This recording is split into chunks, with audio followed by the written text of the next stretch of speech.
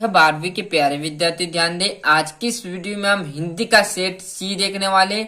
आपको जो 6 फरवरी के दिन रहने वाली परीक्षा है उसमें आपको ये क्वेश्चन बहुत ही मददगार रहने वाले। पूरा सोल्यूशन आपको बताने वाला हूँ, घबराना नहीं है, पूरा देख लीजिए। श्याम नगर के राज दरबार का दार्शनिक जीव कौन था? तो लुट्टन सिंह था। कौन था? लुट्टन सिंह। आनंद के मराठी अध्यापक का नाम था तो कौन था? नवो सेंदलकर। जिस काव्य में एक ही संज्ञा और क्रिया का प्रयोग होता है उसे क्या कहते हैं? सरल वाक्य कहते हैं।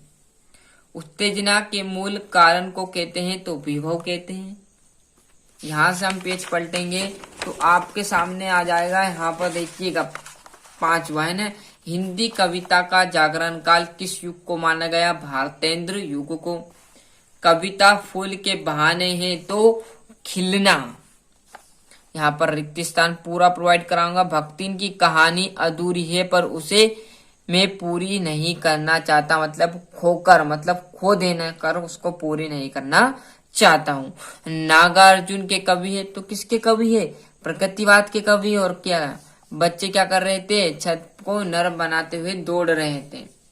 और सौंदर्यकर मास्टर डेडेस पढ़ते थे। क्या पढ़ते थे? मराठी पढ़ते थे। क्या पढ़ते थे? मराठी। लोक प्रसिद्ध उक्ति संदेह आ जाएगा। और डेडेस अलंकार में अंत तक श्रेय बना रहता है।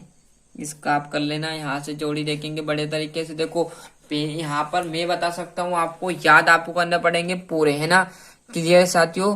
कहते हैं ना कि खुद की सफलता से ही अपन यहाँ पर सक्सेस होते हैं। क्लियर है? तो अच्छे से मेहनत करने, जितने अच्छे से मेहनत करेगा उतनी अच्छी आपकी सफलता रहेगी, है ना। कैमरे में बंद अपाहिज कौन थे? रघुवीर साई, है ना। कृष्ण भक्ति शाखा के प्रतिनिधि कवि कौन थे? तो वो आपका दूसरा सूरदास। प्रकृतिवाद की बात करें तो रामधारी सिंह दिनकर। यहाँ से बढ़िया से आप पूरी जोड़ी मैंने यहाँ पर टिक मार कर लगा दी, ये देख लीजिए। यहाँ से हम एक वाक्य की ओर चलने वाले हैं। मोहन राकेश के प्रसिद्ध नाटक का नाम बताओ?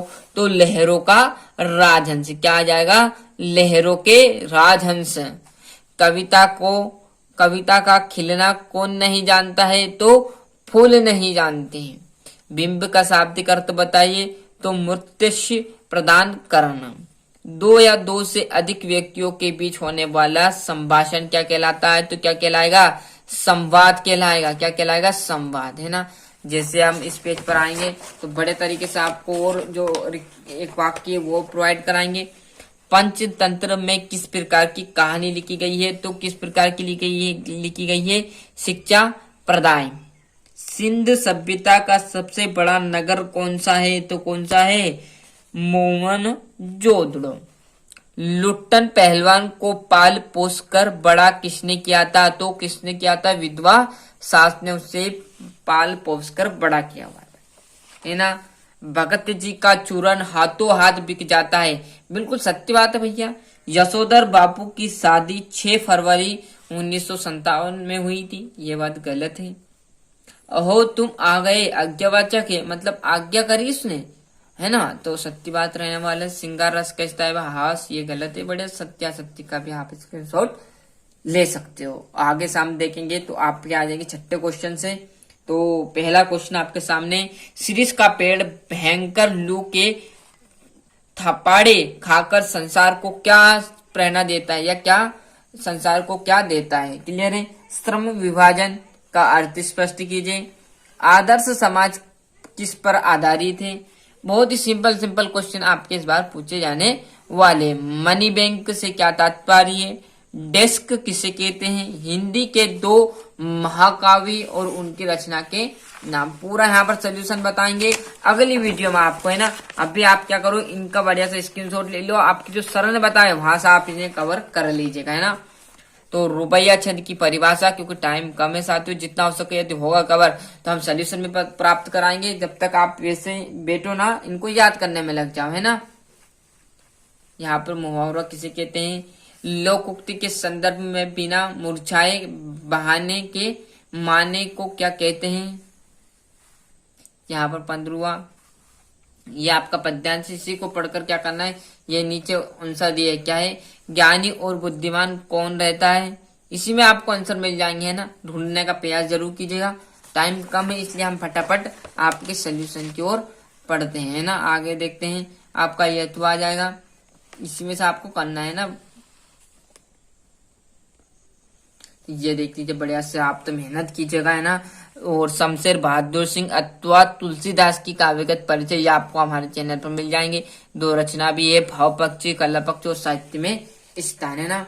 यहाँ से 18वां है, फणीश्वर नाथ रेणु अथवा चैतेंद्र कुमार का साहित्यिक परिचय निम्न बिंदु पर। 2 रचना लिख दो, भाषा शैली लिख दो और साहित्य में स्थान लिख दो।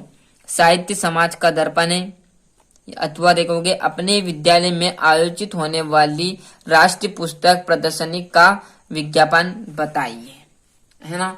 यहाँ से अगला बचा हुआ जो आपका 18वें के बाद 19वां हो गया, 19वां के बाद हम देखने वाले जस्ट आपका 20वां, है ना।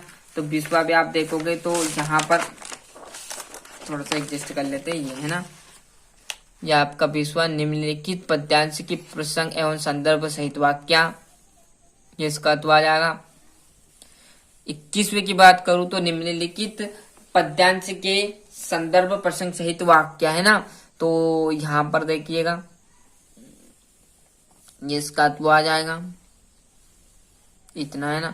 इसी में से आपको क्या करना, संदर्भ प्रसंग सहित वाक्य कर देनी। अगला पेज पर आपका एक तो एप्लीकेशन, उसके बाद में आपका पत्र और क्या आ जाएगा, निबंध आ जाएगा, जिससे आपके 23 क्वेश्चन यहाँ पर कवर हो चुके। मेहनत कीजिएगा, इस प्रकार आपका यहाँ पर जो पूरे क्वेश्चन आपको यहाँ पर मिलने वाले हैं। देख लीजिए, ये सेट सी था, फिर बोल रहा हूँ अभी तक आपने सेट ए और बी नहीं देखा है, जिस विद्यार्थी ने अभी तक सेट ए, रिक्वेस्ट कर रहा हूँ, नहीं देखा तो प्ले लिस्ट में जाइएगा, टाइम बहुत ही कम बचा हो, जल्दी से देख लीजिएगा। चैनल पर नए हो चैनल को फटाफट सब्सक्राइब कर लीजिए, साथ ही साथ नोटिफिकेशन ऑन करते चलिएगा।